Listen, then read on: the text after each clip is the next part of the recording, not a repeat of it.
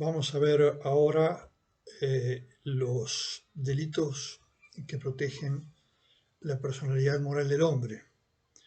Estamos en el título 12 de la parte especial del Código Penal y esto es el capítulo 6 que comienza con el artículo 333, que es el delito de difamación. Pero antes me gustaría hacer algunas consideraciones para que ustedes sepan de qué estamos hablando cuando hablamos de personalidad moral del ser humano. Por ejemplo, en este caso podemos concretar esta personalidad moral, pero no es la única, en la tutela penal del honor. Empecemos por ahí. Y en este caso tenemos dos delitos específicos, que son el delito de difamación, el delito de injuria, previstos en el artículo 333 y en el 334 del Código Penal respectivamente, que hacen referencia a él. Honor, ya sabemos que es un derecho fundamental, inherente a la persona humana, que tiene mucho que ver con su dignidad. Si parte de la dignidad está dada por el honor de la persona, está protegido, reconocido, protegido expresamente en el artículo 7 de la Constitución. Y es un atributo natural, al punto tal de que, como bien decimos, está reconocido por la Carta. Pero no es que la Carta lo constituya como un derecho o lo atribuya como un derecho, sino que lo reconoce. Es, por lo tanto, una noción de carácter natural. Tenemos que la vulneración de ese bien jurídico, que es el honor, es algo propio también de los derechos penales de carácter liberal y democrático.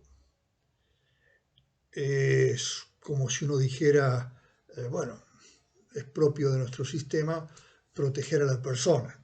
Bueno, eso es propio de un Estado liberal, democrático y de derecho, proteger a la persona. Bueno, pero si tenemos que proteger a la persona, la tenemos que proteger en sus distintas facetas. En este caso lo llamamos derechos, ¿no? Derecho al honor. Es obviamente algo inmaterial.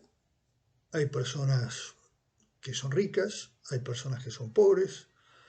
No es un tema necesariamente vinculado a la capacidad económica. Podríamos sí decir que hay un determinado honor que corresponde a determinados cargos que se suman al honor ya natural que la persona tiene. Por ejemplo, el presidente de la República. Pero, insisto, es un honor otorgado por, o mejor dicho, en función de una atribución que se le ha dado a esa persona. O el reconocimiento de determinadas virtudes, por ejemplo, un premio Nobel, o por ejemplo, reconocido como un gran autor, literato, en fin, o jurídico, ¿no? Lo cierto es que el honor corresponde a la persona independientemente de lo que haga, aun cuando tenga atributos que se relacionen a su manera de vivir o de estar calificado en función de un cargo o de algún atributo especial. Pero antes está el honor humano y ese es al que vamos a referir. Es el que deriva de la propia dignidad del ser humano que está protegida por el derecho penal. Es inmaterial, sino que el producto más bien es una valoración. Jiménez de Arechaga, en su obra constitucional clásica, decía que el derecho al honor consiste en el derecho al propio decoro, a que no se nos imponga la ejecución de actos que lo disminuyan, y además a que se nos proteja en el caso de que injustamente se vulnere o se pretenda vulnerar la consideración que se nos tiene y a la cual tenemos derecho. Tenemos el honor que lo podemos apreciar desde dos puntos de vista, desde dos ángulos, dos perspectivas. Uno es desde el punto de vista interno y otro desde el punto de vista externo. El honor, esto también, ojo, está reconocido por la doctrina penal también, por ejemplo, es el caso de Carrara, clásicos. El honor apreciado internamente es esa visión personal que cada uno de nosotros tenemos de nosotros mismos, de nuestra dignidad, de nuestro propio decoro, la autoestima, la idea de sujeto, o mejor dicho, que se ve complementada por una visión externa, pero que podríamos resumir en una autovaloración. Esta sería la apreciación interna.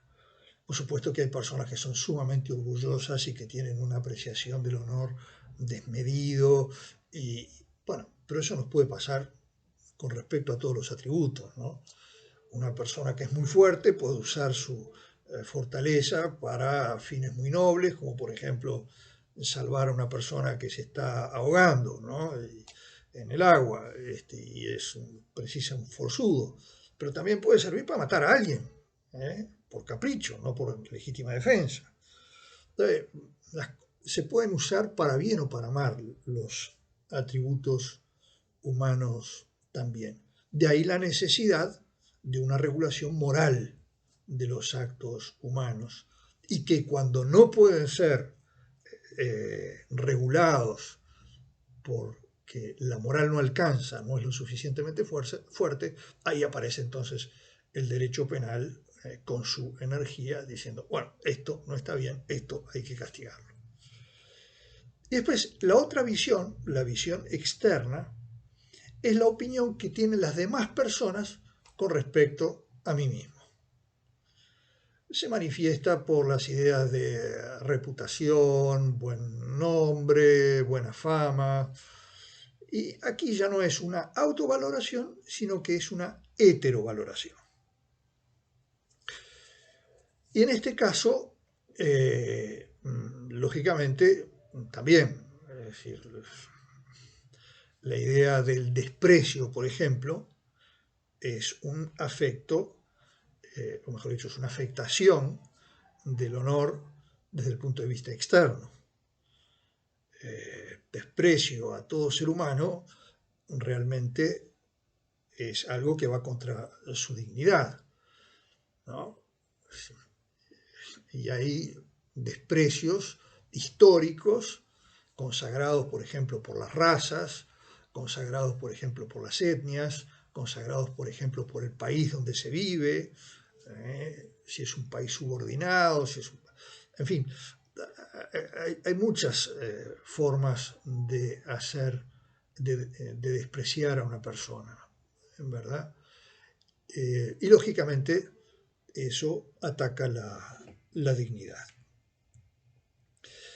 Bayardo nos decía con respecto al honor que planteaba un problema dentro de una misma sociedad. ¿Por qué? Porque el concepto de honor para él es relativo, porque se manifiesta de modo diverso frente a los componentes de las varias clases y categorías sociales, los varios grupos, y todavía en relación con las diversas funciones, profesiones, atribuciones, etcétera, del individuo. Saben ustedes que aquí ya hay como una apreciación del honor en relación a situaciones externas. Él los llama clases, categorías sociales,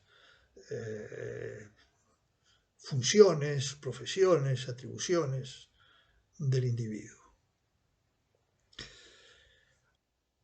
Sin embargo, nosotros entendemos que el honor es aún independiente de esas pertenencias o habilidades o facultades, porque proviene el honor ya por el simplemente hecho de ser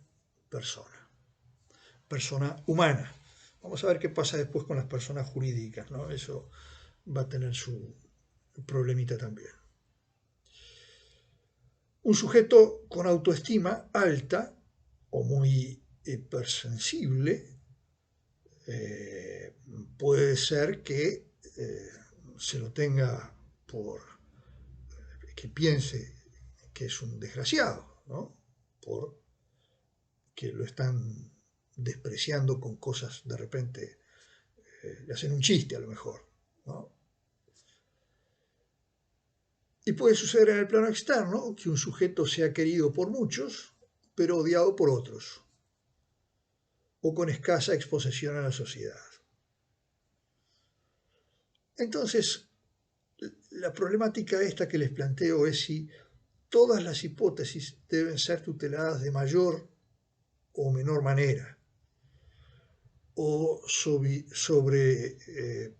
si el derecho penal debe considerarlos a todos de desigual manera, a cada uno según le corresponde, esto sería justicia, ¿no? Pero claro, hay que ver qué es lo que le corresponde. ¿Es en función de lo que hace o es en función de lo que es?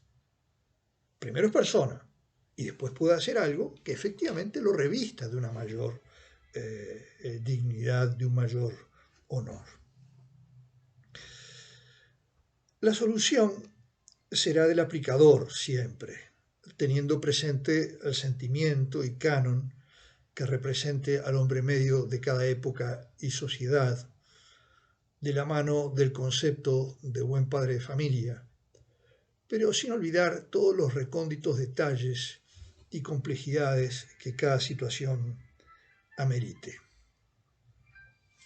Si la Corte, en una sentencia de hace ya muchos años, ¿no?, decía que el honor es el derecho al propio decoro, a que no se nos imponga la ejecución de acto que lo disminuyan, y además a que se nos proteja en el caso de que injustamente se vulnere o se pretenda vulnerar la consideración que se nos tiene y a la cual tenemos derecho, pero siempre de acuerdo con las ideas medias vigentes en la comunidad.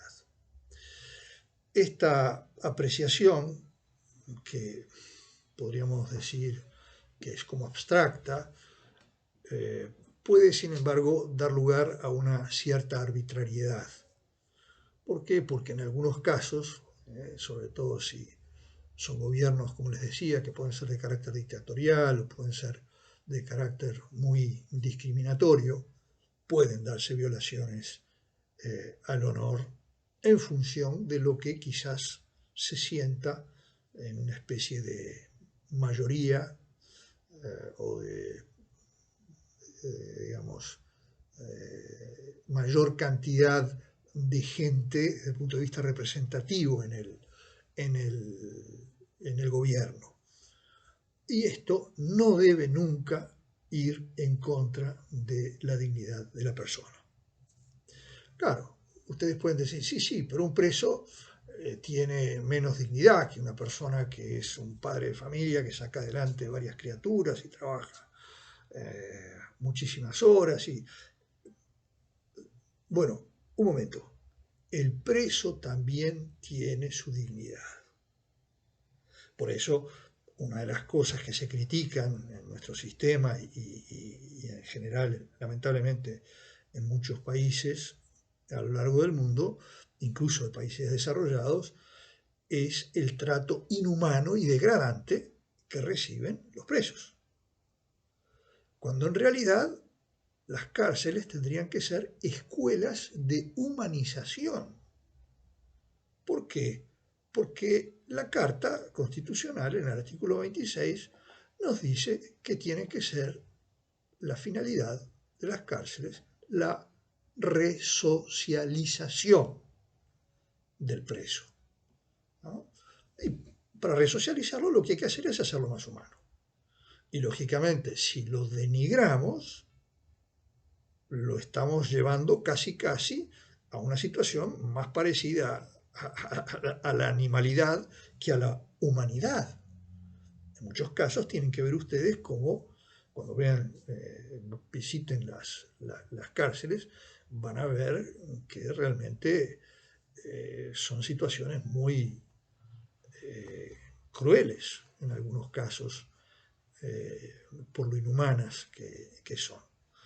Sin llegar a situaciones de tortura, aunque en algunos casos podría incluso entenderse que son tales, pero de todos modos, ¿no? Por ejemplo, hacer vivir 6 personas en una celdita de 3x4, no sé, varias cuchetas, es cierto, sí, pero bueno, todos ahí juntos, eso, la verdad es que con el baño ahí dentro, ¿no? En la misma celda, a la vista de todo el mundo, ¿hasta qué punto, no puede eso ser considerado un tratamiento humano digno? Bien, el honor es disponible. ¿Puedo disponer yo de mi honor? En fin, sabemos que antiguamente, antiguamente estoy hablando del siglo pasado, ¿no? Hasta el año 1992, en que salió la ley 16.294. El honor se podía poner a juego, se podía poner a prueba, se podía poner a disposición a través del duelo. ¿Se acuerdan? El duelo. Uno retaba a otro, ¿por qué? Porque lo había ofendido, y entonces el que ganaba el duelo, podía ser a espada, podía ser a arma de fuego. Ha habido duelos muy importantes en nuestro país, que tuvieron que ver con personalidades del gobierno, de la política, y sin embargo, bueno, esto ya les digo, en el año 92 el famoso lance caballeresco o duelo regular se derogó. O sea que ahora ya no es más posible acudir al duelo. Y en realidad se ha exagerado el rol, se dice que hay un exagerado rol que la ley penal dio al honor en el pasado, de lo que quedan todavía evidentes rastros en estas normas, por ejemplo en materia de delitos sexuales, de aborto, de homicidio, está dejando paso a una consideración mucho más moderada que lleva a la derogación de algunas figuras, como por ejemplo, así sucedió con el denominado infanticidio honoris causa, o sea, matar a un chiquito nacido por razones de honor, para que no se enteren que he tenido un hijo. Bueno, eso era un delito que existía, ahora pasa a ser un homicidio común y corriente. No, no es más por honor el móvil. El honor, sin embargo, se sigue apreciando todavía en materia de aborto. Bien, la historia trae muchos ejemplos con respecto al honor. El derecho romano antiguo, por ejemplo, sin embargo, se protegía más bien al orden público más que al concepto de honor. la publicación a través de escritos que se hacían circular de mano en mano, se colocaban en lugares públicos, de imputaciones deshonrosas, fíjense ustedes, falsas o verdaderas, respecto de personajes públicos, ¿no? Claro, ustedes me hablan del emperador o me hablan de los altos jerarcas militares, lo más probable es que recibieran un castigo importante, ¿verdad?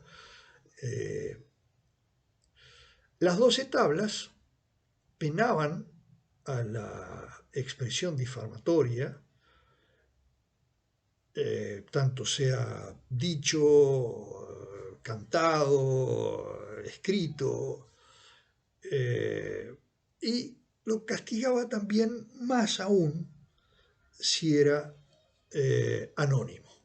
Y después se descubría quién era, ¿no? Lógicamente, pues no teníamos a quién castigar, pero ya existían este tipo de antecedentes.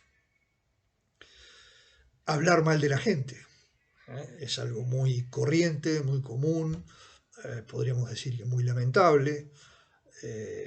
Hay situaciones en las que hay que hablar mal de una persona, por ejemplo, el fiscal tiene que acusar y tiene que decir que fulanito es un ladrón. Bueno, eso es hablar mal de la gente. Digamos, está haciéndolo porque está cumpliendo su tarea, ¿no? No, yo lo que pasa es que hice una denuncia contra fulano de tal porque pienso que fue él el que robó tal cosa, ¿no? ¿Estoy hablando mal yo de esa persona? Bueno, lo estoy haciendo de una forma especial. Lo estoy haciendo de una forma que vamos a ver que es distinta a la que requiere el artículo 333 del Código Penal, porque dice así: el que ante varias personas, reunidas o separadas, pero de tal manera que pueda difundirse la versión, le atribuyere a una persona un hecho determinado que, si fuere cierto, pudiera dar lugar contra ella a un procedimiento penal o disciplinario, o exponerla al odio o al desprecio público, será castigado con pena de 4 meses de prisión a 3 años de penitenciaría o multa de 80 unidades reajustables a 800 unidades reajustables. Bien, vemos por lo tanto que el nomen iuris hace referencia a difamación. Ya ven ustedes que hay una expresión relativa a fama, fama, y di es difundir. Es difundir una fama negativa con respecto al sujeto. Y esa difusión tiene que hacerse de determinada manera. Debe ser ante varias personas reunidas o separadas, pero de tal manera que pueda difundirse la versión.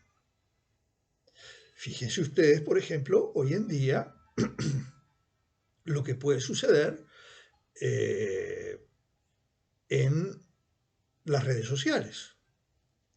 Yo digo un disparate de una persona conocida en las redes sociales, eso se replica, se reproduce y, lógicamente, puedo afectar la fama de esa persona referida, ¿no? De la cual dije un disparate. Y fíjense ustedes que acá no importa si lo que estoy diciendo es verdad o es mentira, porque dice que si fuera cierto, pudiera dar lugar contra ella a un procedimiento penal o disciplinario, o exponerla al odio o al desprecio público. Entonces, no es que si yo digo una verdad y la difundo por el hecho de decir una verdad, si esa verdad deja mal a una persona, y lo estoy haciendo de esa manera, estoy cometiendo el delito. ¿Por qué? Porque puede exponerla al odio o al desprecio público, para empezar, ¿no? O porque puede dar lugar contra él, contra un procedimiento, por un procedimiento penal o un procedimiento disciplinario. Fíjense ustedes el caso, por ejemplo, de un sujeto que efectivamente cometió ese delito, robó, pero yo voy y le hago, como les decía hace un rato, la denuncia ante la policía. Yo no estoy cometiendo el delito de difamación, a pesar de que en la comisaría haya 2 o 3 oficiales que están tomando nota de la denuncia que yo estoy haciendo, porque dice, el que ante varias personas reunidas o separadas, o sea que podría, si tengo 2 o 3 personas adelante, yo estoy haciendo una denuncia, podría estar incurriendo en difamación. Bueno, vamos a ver, porque yo estoy también ejerciendo un derecho. Entonces, mi conducta está amparada por una causa de justificación que es el cumplimiento de la ley. ¿Por qué? Porque todo ciudadano tenemos derecho de hacer una denuncia. Y es más, fíjense ustedes que yo esta denuncia que estoy haciendo puede, por supuesto, exponer, o mejor dicho, busca exponer a esa persona a un procedimiento penal. Y como consecuencia además puede exponerla al odio o al desprecio público en la medida que trascienda aún más. O ya mismo, ¿no? Ante esas 2 o 3 personas, ¿no? Pero dice, de tal manera que pueda difundirse la versión. Claro, yo cuando estoy actuando ante la policía, haciendo la denuncia, puede difundirse la versión, pero no se puede difundir de cualquier manera. Ustedes saben que hay una limitación importante para acceder a los antecedentes penales, para acceder a los expedientes manejados en la fiscalía, para acceder a la información que dan en las comisarías. O sea, no es así nomás que la información está disponible para cualquiera.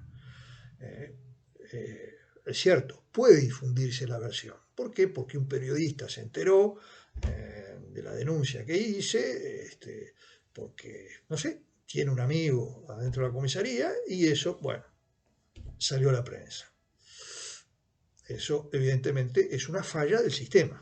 El sistema está pensado de esa forma. Lo mismo el expediente judicial. Cuando ya se abre la causa penal o la carpeta fiscal, como les decía recién. Eso tampoco es que lo puede ver cualquiera.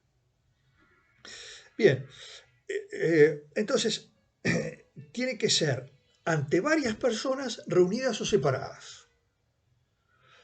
Entonces, ¿cómo tiene que ser las personas reunidas? ¿Pueden ser reunidas físicamente o pueden ser reunidas por Zoom? Fíjense que este delito es del año 1934. Entonces, ¿ese tipo de reunión es válido? ¿O va contra el principio de legalidad y yo tengo que decir, no, las personas reunidas necesariamente tienen que ser personas físicas, porque en 1934 ni se pensaba en la posibilidad de hacer reuniones virtuales? Bueno, sin embargo, yo creo que aquí corresponde, no sé si llamarlo, sí, bueno, una interpretación extensiva, porque hoy en día estas reuniones pueden hacerse, digamos, de manera, como hace unos años, podía hacerse una conferencia telefónica con varias personas. Eso todavía se sigue haciendo hoy, ¿no? Se hace además con imagen, porque ahora también está el Skype, en fin, pero antes también podía hacerse, hace muchos años, solamente por teléfono, varias personas combinadas en conferencia telefónica, ¿no? Porque lo permitían las centrales telefónicas. Y eso sigue funcionando también hoy. Lo que pasa es que ya prácticamente nadie lo usa. ¿Por qué? Porque podemos usar el WhatsApp y podemos estar hasta 4 o 5 personas reunidas simultáneamente, ¿no? Y dice varias personas. ¿Cuántas tienen que ser? Bueno, por lo menos dos, ¿verdad? Porque si fuera una, ya sería ante una persona. Pero acá por lo menos tienen que ser dos personas. Y esas dos personas no tienen que ser dos personas, ¿cómo podríamos decir?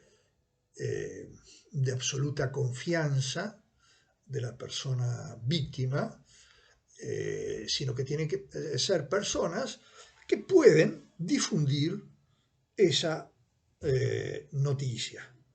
¿Por qué? Porque el tipo requiere que sea de tal manera que pueda difundirse la versión.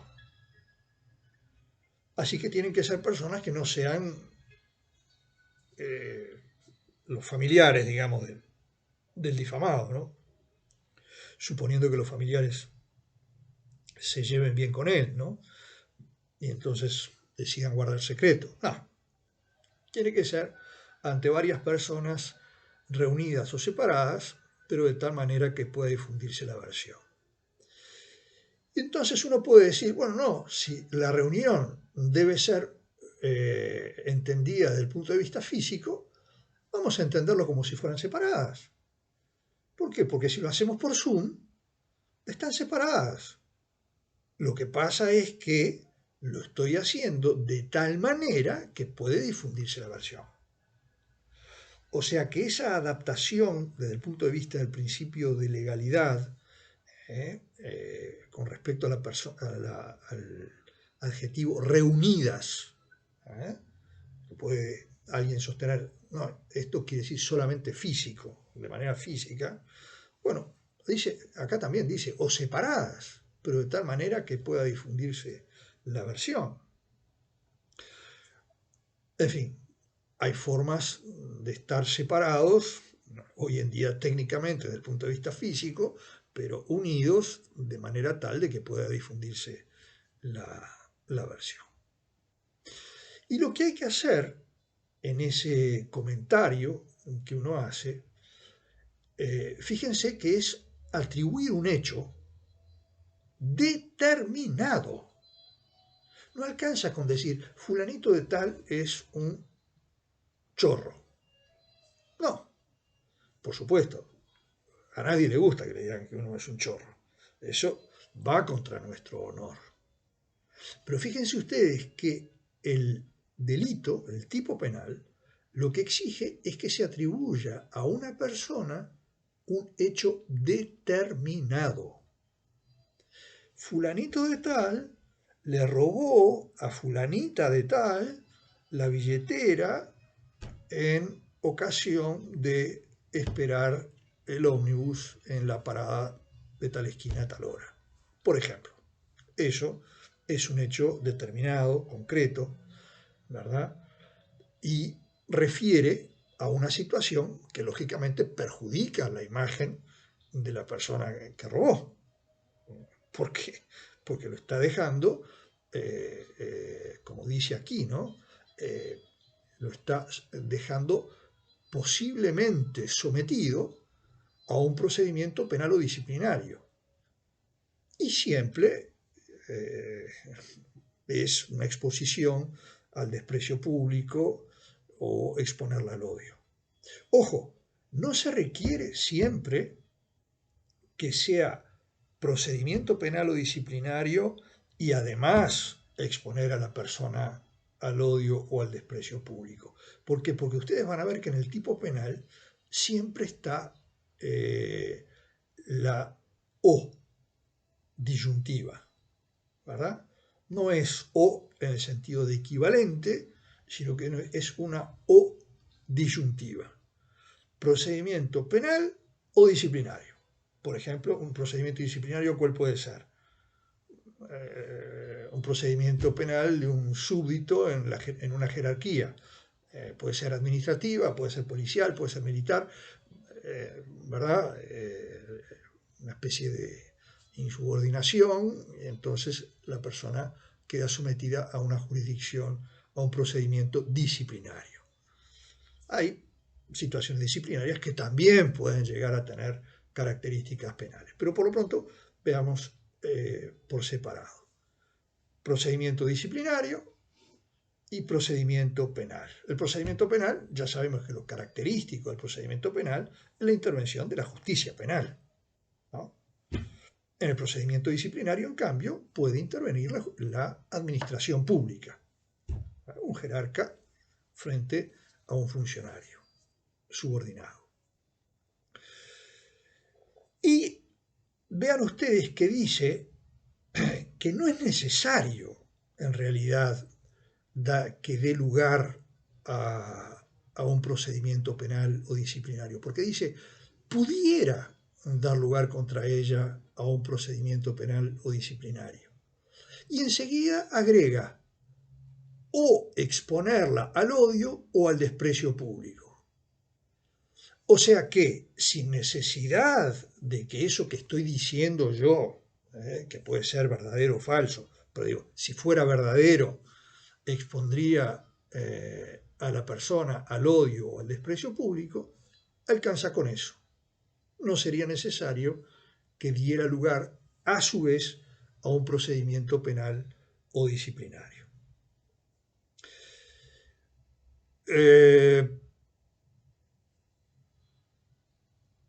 Será castigado, la pena está establecida de manera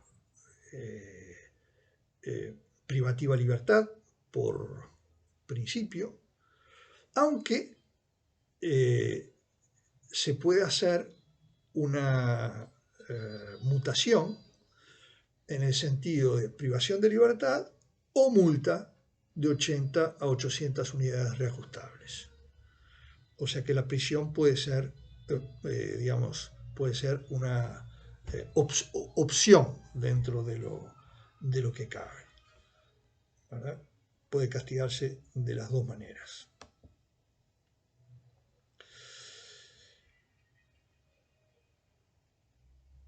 Bien, vamos a seguir viendo qué otras cosas tenemos en este tipo penal. Y es, por ejemplo, una cosa muy importante, y es el sujeto activo. ¿Por qué? Porque acá el sujeto activo es el que, simple, cualquiera. Podemos volver otra vez al manido chiste de decir, bueno, entonces las mujeres no pueden incurrir en este, por el principio de legalidad, tendría que decir él o la que, ¿no? Bueno, sin embargo, se interpreta que es la persona. ¿Y el sujeto activo puede ser una persona jurídica? ¿Puede ser una persona jurídica la que diga un disparate de un ser humano? Por ejemplo, sale una empresa a decir públicamente, incluso a través de la prensa si quiere, para darle más difusión, sale a decir que fulano de tal, que es proveedor de ellos, es un estafador. ¿Por qué? Porque lo estafó con la venta de un determinado producto, que era de mala calidad, etcétera, etcétera, no importa. Pero ¿qué pasa? ¿La persona jurídica responde penalmente? ¿O habrá que buscar allí a la persona de carne y hueso que sea la responsable? Porque recuerden ustedes que de acuerdo a nuestro Código Penal, por principio, la persona jurídica no es responsable, ¿verdad? En cambio, tiene que haber una persona humana. Ni que hablar la persona que está hablando frente a las cámaras o frente al micrófono del periodista. Esa persona está cometiendo un ilícito, porque es la conducta descrita en el tipo penal lo que está allí desplegando. Sin embargo, él puede decir, no, un momento, esto fue una resolución del directorio, yo soy simplemente el encargado de relaciones públicas y a mí me están haciendo decir esto. Yo, en realidad, lo que estoy haciendo es cumplir la obligación de mi jerarca, la obediencia del superior. Estoy entonces amparado por la causa de justificación del artículo 29. ¿Será así? ¿No será así? Bueno, lo cierto es que hoy por hoy la persona jurídica en el Uruguay no tiene responsabilidad, aunque, insisto, no estamos lejos de que lo tengamos, ¿no? Y eso crearía un gran caos y distorsión desde el punto de vista penal tal cual lo conocemos y manejamos, incluso desde el punto de vista también de su justicia. Porque piensen ustedes, ¿no? Por ejemplo, ¿qué pena le vamos a aplicar a la empresa que obró de esa forma? ¿La vamos a mandar a la cárcel a la empresa? No podemos mandar a la cárcel a una empresa. Mandamos a la cárcel a los directores. Ah, bueno, pero entonces allí es responsabilidad penal personal. Me estoy refiriendo a responsabilidad penal de la persona jurídica. En ese caso, los que terminan pagando el pato, hablando mal, perdónenme la expresión, son los empleados. ¿Por qué? Porque a la empresa la vamos a castigar con una multa potente, o la vamos a cerrar, o le vamos a pedir a prohibir importar, o sea, le vamos a bloquear los permisos de importación, o le vamos a bloquear las cuentas bancarias, o buscaremos alguna solución desde el punto de vista fundamentalmente patrimonial. ¿Y a quién afecta patrimonialmente? Por supuesto, afecta a los dueños de la empresa, pero fíjense ustedes que los dueños, a lo mejor puede ser una empresa muy grande, y los dueños pueden ser accionistas que están en distintas partes del país o incluso en otras partes del mundo, y ellos van a pagar el pato de que su capital accionario, que representaba un determinado valor, ahora de repente no vale nada. ¿Por qué? Porque la empresa está virtualmente cerrada. Y después, lo otro, peor todavía, es que los pobres empleados, los pobres obreros, con sus respectivas familias, es muy posible que queden en la calle. Es cierto, hay seguro de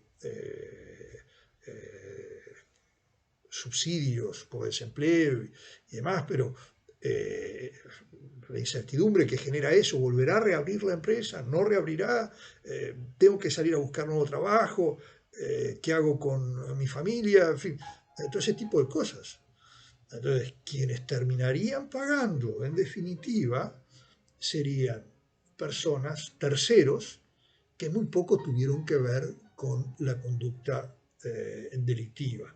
Fíjense que muchas veces los accionistas, como se trata de empresas grandes, ni que hablar si son multinacionales, si yo tengo acciones, vivo aquí, pero se cotizan en la bolsa de Nueva York, y, yo ni conozco a lo mejor personalmente a los directores, ¿no? Es cierto, tendría que tener más responsabilidad y asistir a las asambleas de accionistas para tratar de que mi voto tenga peso y hablar con otras personas y convencerlos, pero esto no suele ser así. Y después el otro problema es si la persona jurídica puede ser sujeto pasivo, porque lógicamente si yo lanzo digamos, un disparate contra una determinada empresa y eso se hace viral, le puedo hacer un daño tremendo. ¿Por qué? Porque, por ejemplo, yo puedo decir que esa empresa está vendiendo productos contaminados con el COVID y que los ha distribuido por todos los supermercados del país, ¿no? Productos alimenticios, ¿no? Bueno, imagínense lo que puede llegar a pasar. Esa empresa, bueno, los supermercados no le van a querer comprar más. ¿Qué van a hacer con ese producto? Tienen que salir a demostrar lo contrario. O sea, le van a hacer un agujero económico muy importante. Pero ojo, le están haciendo un agujero económico. Lo que pasa es que aquí lo que nos preocupa no es el agujero económico que le podemos hacer, sino que el agujero es en la imagen que tiene esa empresa. ¿La empresa también tiene derecho a imagen o no? Esto es una discusión también desde el punto de vista teórico que lleva muchos años sobre si las personas jurídicas pueden tener honor o no. En realidad el honor es humano. Lo que sí pueden tener las empresas es el derecho a imagen, ¿no? Está el tema del marketing, ¿verdad? Eso sí. Y eso más bien es un bien de carácter patrimonial. A tal punto que cuando uno vende una marca o cuando uno vende la llave del comercio, está vendiendo un valor, digamos, algo que tiene valor. O sea, es más bien desde el punto de vista económico esa apreciación, no tanto una apreciación desde el punto de vista de la dignidad humana de la persona jurídica. Porque la persona jurídica no tiene dignidad humana, ¿no? Entonces, ahí lo que también se dice muchas veces, y yo creo que también tienen razón, es que cuando se ofende a una persona jurídica, indirectamente uno puede estar ofendiendo el honor de una o más personas físicas, ¿verdad? Por ejemplo, el dueño, por ejemplo, el CEO, el gerente, la persona significativa, representativa de la empresa, ¿verdad? Realmente ahí podría haber una afectación del honor de esa persona. Y en ese sentido, entonces, entiendo yo que podría aplicarse la figura del artículo 333, el de la difamación. En fin, no sé, eso es opinable, ¿no? Porque ya les digo que hay discusión al respecto. Y por otro lado, hay una, digamos, disposición en el Código Penal que está prevista en el artículo 338.2 y es la memoria de un muerto. ¿Uno puede afectar el honor de una persona fallecida? ¿O el honor tiene que ser de alguien vivo? En realidad, lo que se está afectando es la memoria del muerto. El muerto, lógicamente, puede ser afectado y de pasar a ser una persona muy honesta en vida, después se descubren un montón de cosas y después de muerto cambia la opinión sobre esa persona. Pero, lógicamente, aquí no vamos a exponer al muerto a un procedimiento penal o a un procedimiento disciplinario y entonces ahí ya no habría esa posibilidad. Habría sí posibilidad de someterla al odio o al desprecio público, eso sí. Y en el artículo 338.2 reconocen que la memoria del muerto es digna de respeto también. Entonces, ¿quiénes son los que pueden hacer la denuncia del caso?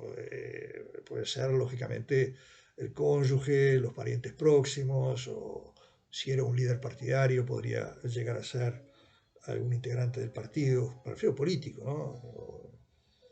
En fin, personas allegadas, sobre todo los parientes próximos, ¿no?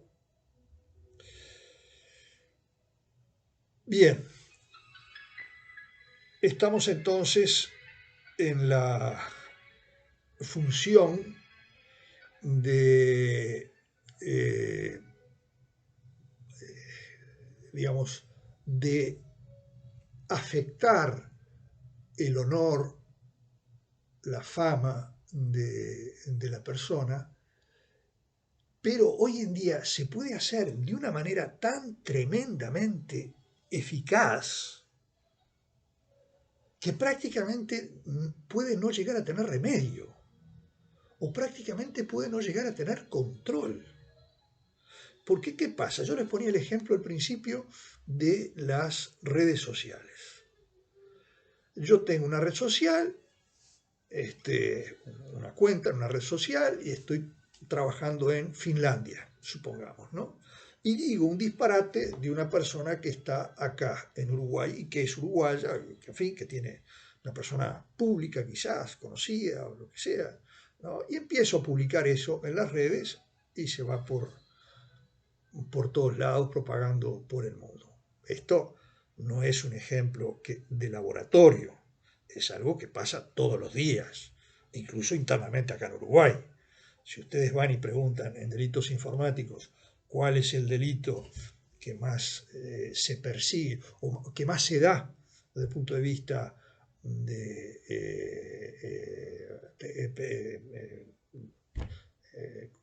la computadora, de utilización de medios cibernéticos, le van a decir es la deshonra.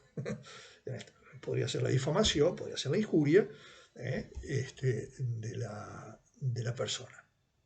Y todo eso busca, digamos, hoy en día, a través de mecanismos también técnicos, tratar de compensar esas dificultades que ofrece esta tecnología. ¿Por qué? Porque si la persona está en Finlandia, primero que la voy a buscar, aunque llegue a identificar su IP y todo lo demás, y llegue a saber qué persona es, imagínense que tengo que hacer un procedimiento de extradición para poder juzgarla en el Uruguay. Bueno, pasarían meses, lógicamente, antes de que la persona pudiera estar acá, si logramos traerla, y en ese caso, esta difusión que se hizo ya causó todo el mal que tendría que hacer. Y cuando llegue la noticia de que no, que en realidad al cabo del año a lo mejor, en realidad lo que se dijo de fulanito de tal, que en aquel momento por parte del uruguayo que estaba en Finlandia, era realmente un bolazo, a esa altura ya nadie le va a importar. En cambio, el daño que se hizo es parecido a ese de la piedra que se tira en el medio del lago y va haciendo círculos concéntricos. ¿Quién los para a esos círculos concéntricos? La orilla. Y vaya a saber cuándo, porque depende a qué distancia esté la orilla, ¿no? Pero esos círculos concéntricos se seguirán dando siempre. Con lo cual es muy difícil controlar esto desde el punto de vista, digamos, penal. Lógicamente, también han surgido soluciones contra las denominadas fake news, que son lo que más ha traído el tema otra vez a la primera plana, y es condenar a las plataformas. Condenar civilmente a las plataformas. Y el argumento de las legislaciones, como por ejemplo la ley de Alemania, la ley de Indonesia, la ley de Francia hace poco, ¿qué dicen?